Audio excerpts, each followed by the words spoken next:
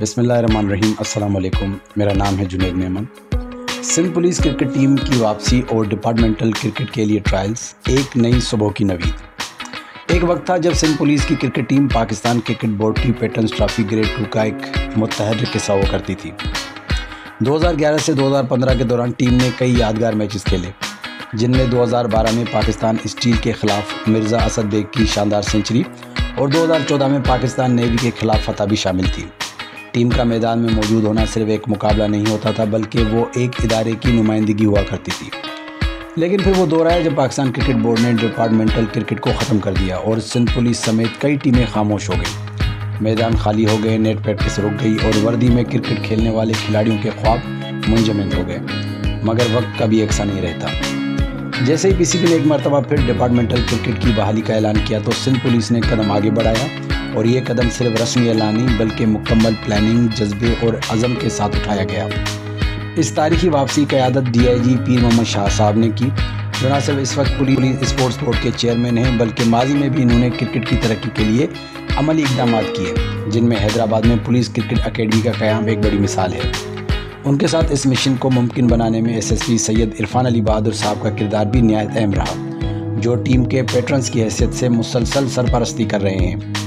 अमली सतह पर टीम के तमाम उमूर की निगरानी मैनेजर वसीमुद्दीन ने की, जिन्होंने ट्रायल्स की प्लानिंग से लेकर हर इंतज़ाम को प्रोफेशनल अंदाज में मुकम्मल किया। टीम की तरबियत की जिम्मेवारी संभाली first class cricketer Farhan Ayub ने, जिन्होंने 97 फर्स्ट क्लास विकेटों का तजर्बा नौजवान खिलाड़ियों को मुंतकिल करने का बेड़ा उठाया। सिंध पुलिस ने वापसी के इस सफ़र का आगाज़ अपने ही महकमे के मुलाजमे क्रिकेटर्स के ट्रायल से किया।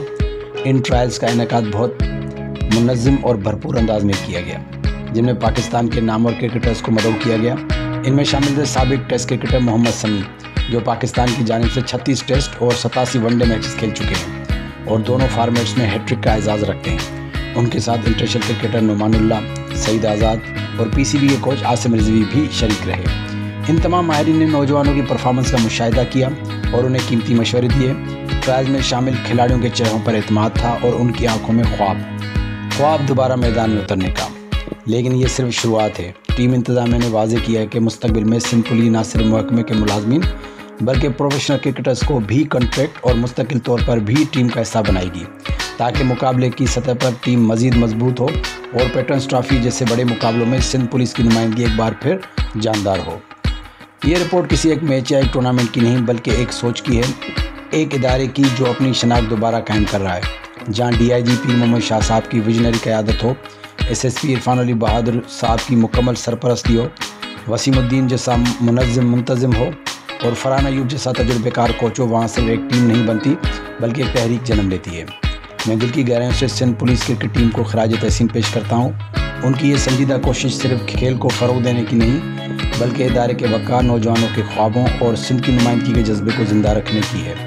अब मैदान फिर से आबाद होंगे, गेंद फिर से घूमेगी और एक नई सुबह की किरण सिंध पुलिस के बैटिंग पैड से झलकेगी। चलें जी, सिंध पुलिस के ट्रायल्स के हवाले से आप भी अपनी राय ज़रूर दीजिएगा और अपना बहुत ख्याल रखिएगा। अल्लाह हाफ़िज़।